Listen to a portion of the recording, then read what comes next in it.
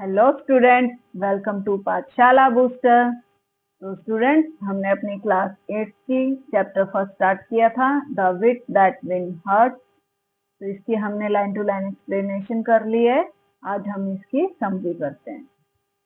The wit that won hearts is a humorous and meaningful story set in the famous Vijayanagar empire during the rule of king Krishnadevaraya.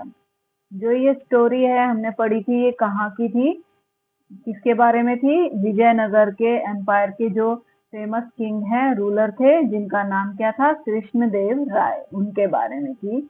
उनका अपनी wife के साथ एक trivial incident हो जाता है, जिसके कारण वो आपस में बात नहीं कर रहे। तो ये स्टोरी उस पर बेस्ड है कि एक पुलिस इंसिडेंट कैसे बहुत बड़ा बन जाता है और कैसे वहाँ के जो कोर्टियर में एक विटी पर्सन थे, दैट्स नेम इज तेनालीरामा, उन्होंने इस प्रॉब्लम को कैसे सोल्व किया। ओके स्टूडेंट्स, ये सब हमने पढ़ा था। He was known as a wise king and a brave warrior and a great lover of art and literature। जो ये किंग थे, किंग कृष्णदेव राय, ये क्या है? इनको क्या जाना जाता है? एक बुद्धिमान राजा के रूप में, एक ब्रेव वॉरियर के रूप में, और ये क्या है? आर्ट और लिटरेचर से क्या बहुत प्यार करते थे। ये क्या है? बेसिकली पोइट भी थे। His royal court including 8 famous poets called the अष्टदिग्गज। इनके जो कोर्टियर्स थे, इनके जो रॉयल कोर्ट था, उसमें क्या है? एक 8 फेमस पोइट्स थे का इंक्लूड था इसके अंदर, जिन्हें अष्टदिग्गज कहा जाता है। क्या कहा जाता है? अष्टदिग्गज। ये सभी फेमस पोइट थे, अपने अपने फील्ड के फेमस थे। मतलब अमंग देम, उनमें एक क्या था? तेनालीरामा कृष्णा भी थे, आल्सो नोन एज तेनालीरामा, जिन्हें तेनालीरामा बोला जाता था। वाज द मोस्ट इंटेलिजेंट और विटी पर्सन थे ये। तो आगे क्या है? द स्टोरी कैसे शुरू होती है? बिगिंस विद अ मिसअंडरस्टैंडिंग, जो कि किसके बीच में हुई थी? Between the king and the queen. यानी एक छोटा सा ट्रिवियल इंसिडेंट हुआ था इनके बीच में, और इनकी क्वीन, उसका नाम क्या था? Tirulambal. One evening the king wrote a poem filled with beautiful but unclear expression about the sun, moon, star and sky। एक बार क्या है, किंग ने एक पोयम लिखी थी जो बहुत ही ब्यूटीफुल तो थी, लेकिन उसके जो एक्सप्रेशन थे वो क्या है? अनक्लियर थे। और वो किसके बारे में थी? सन, मून, स्टार, स्काई, इनके बारे में थी। पर उसमें क्लियरली कुछ भी मेंशन नहीं हो रहा था कि जिससे लोग इम्प्रेस हों सुनने के लिए। तो उन्होंने क्या किया? First he tried to recite the poem to his ministers. वो पहले क्या कर रहे थे? अपने मिनिस्टर्स को ये अपनी जो पोएम उन्होंने बनाई थी उसको क्या है? सुनाना चाहते थे, रिसाइट करना चाहते थे उनके सामने। But they avoided listening to him. और वो लोग क्या है? मिनिस्टर्स ने उनकी पोएम को सुनने से मतलब अवॉइड किया, कोई ना कोई मतलब बहाना बना दिया। Later he went to the queen. Last में वो उन्होंने क्या डिसाइड किया कि वो अपनी महारानी यानी तिरुलंबल के पास जाएंगे, तिरुमालंबल के पास जाएंगे और began reading the poem to him. और उनके सामने वो रिसाइट करना शुरू करते हैं अपनी पोएम को। और तब क्या होता है? The queen had been tired after a long day. पूरा लंबा दिन था बहुत, और वो क्या है? बहुत ज्यादा टायर्ड हो चुकी थी।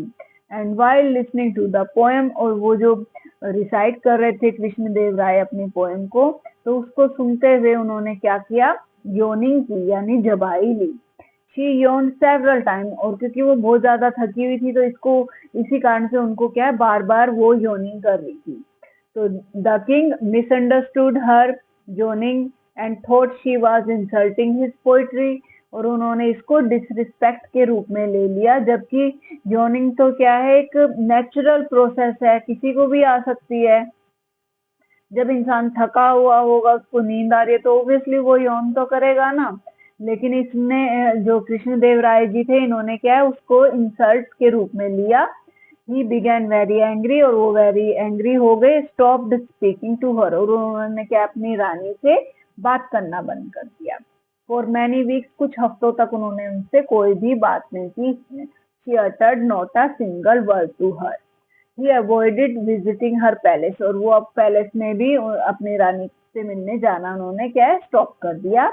The queen felt deeply hurt and lonely because she had never intended to disrespect the king, क्योंकि जो रानी है वो क्या है काफी ज्यादा फील डीपली हर्ट फील हुआ उनको, और वो काफी लोनली फील करने लगी, क्योंकि उनका कोई भी इंटेंशन ऐसा नहीं था डिसरिस्पेक्ट करने का राजा को, इसीलिए उन्हें बहुत बुरा फील हो रहा था।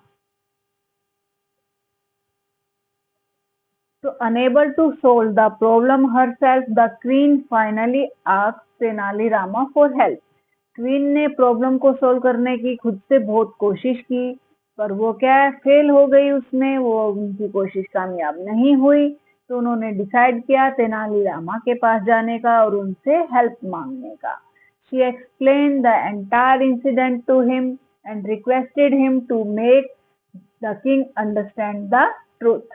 Tenali Rama listened carefully and promised that he would find a clever way to end the quarrel.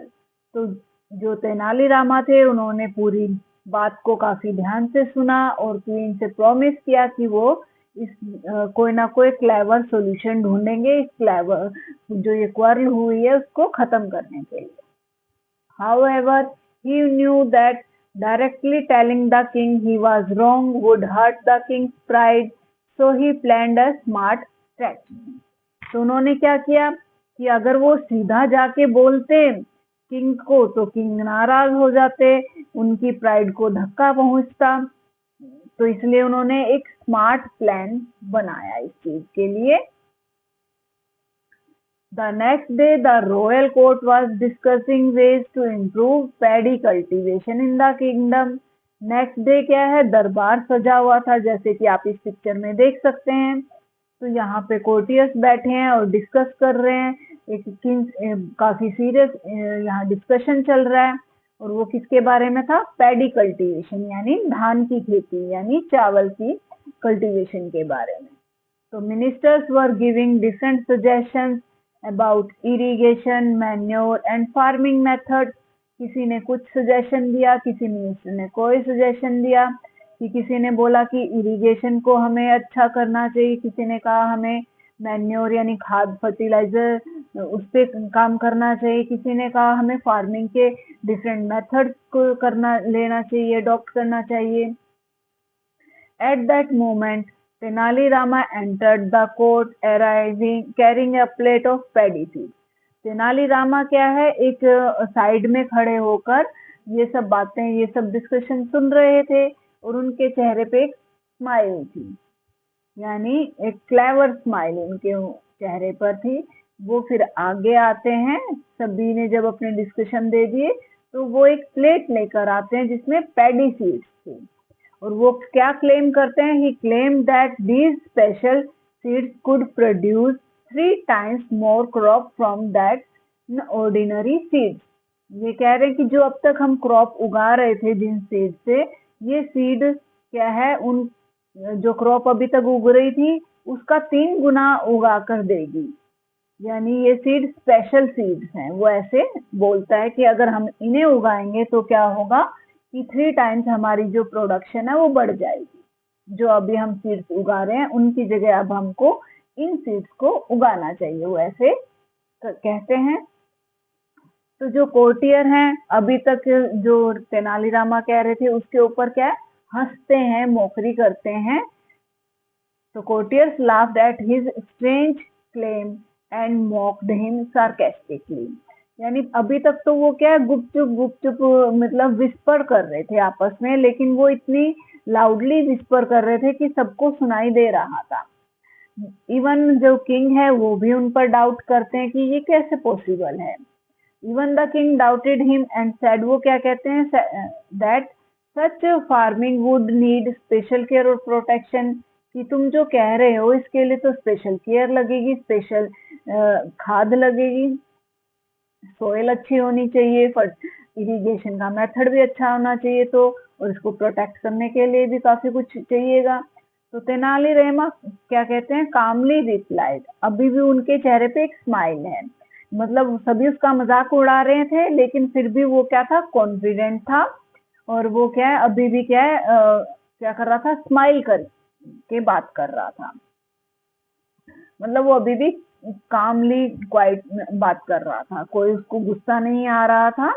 Replied that the problem did not lie in the seed but in the person who सोड them.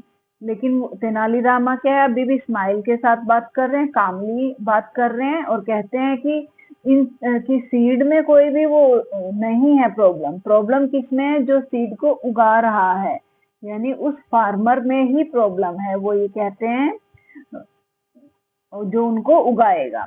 Everyone became curious and asked him to explain further।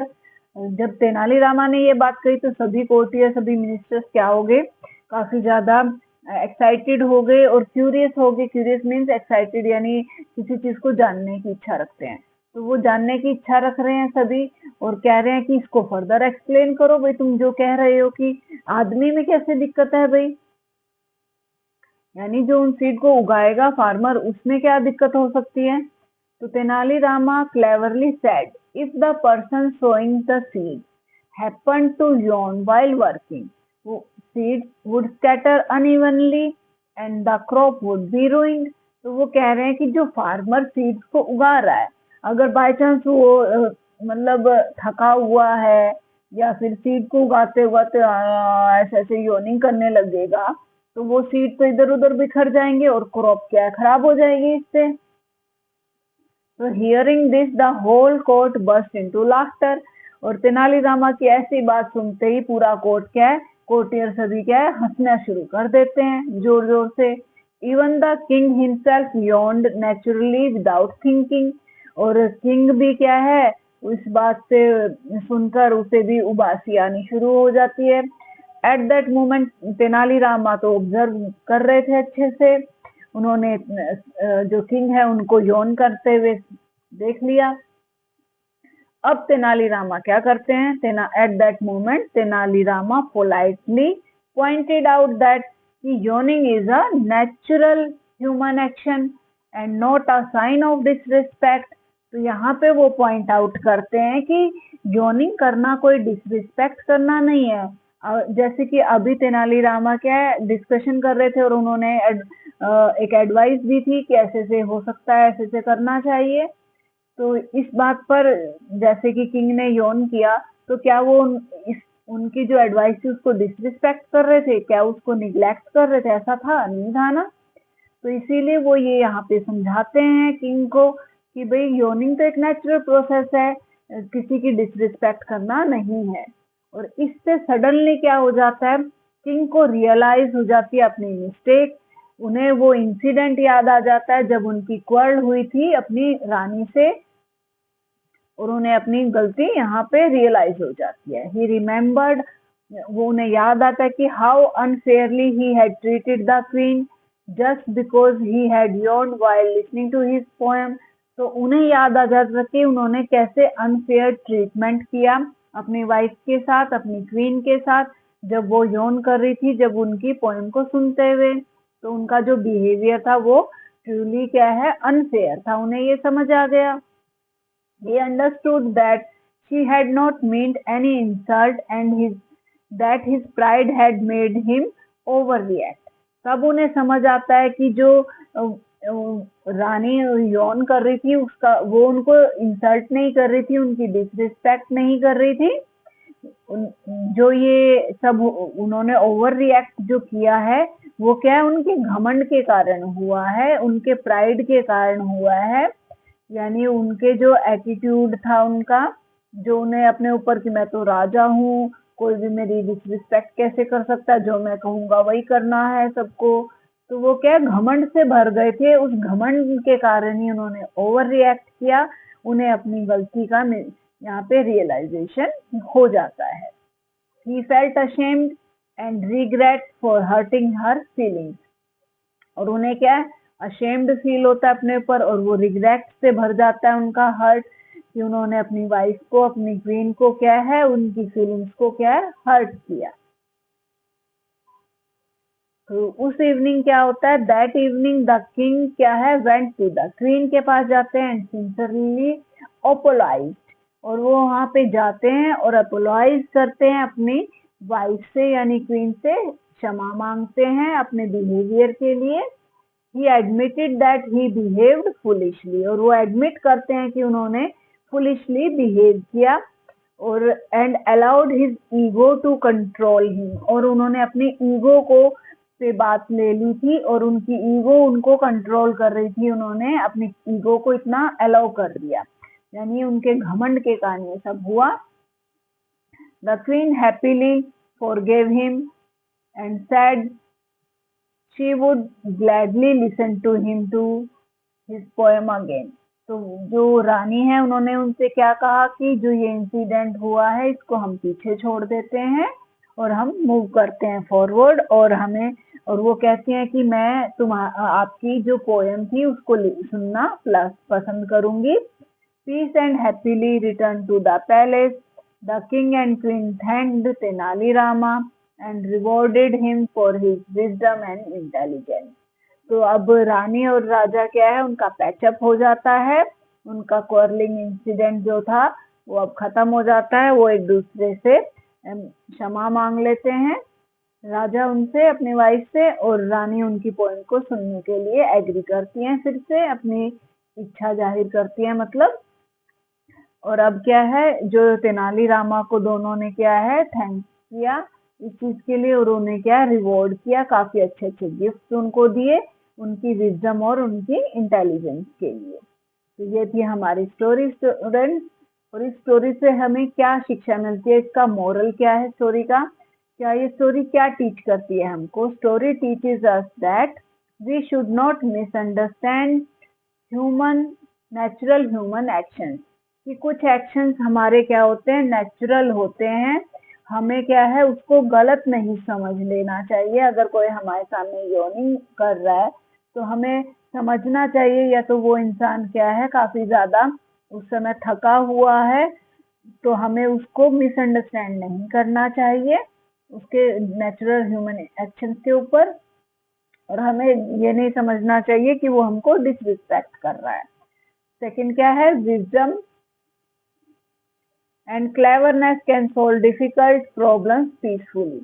अगर आप में बुद्धिमत्ता है और clever हैं आप, तो क्या है प्रॉब्लम को सोल्व कर सकते हैं, पीसफुली भी प्रॉब्लम्स को सोल्व किया जाता है, लड़ झगड़ कर ही नहीं प्रॉब्लम सोल्व होती।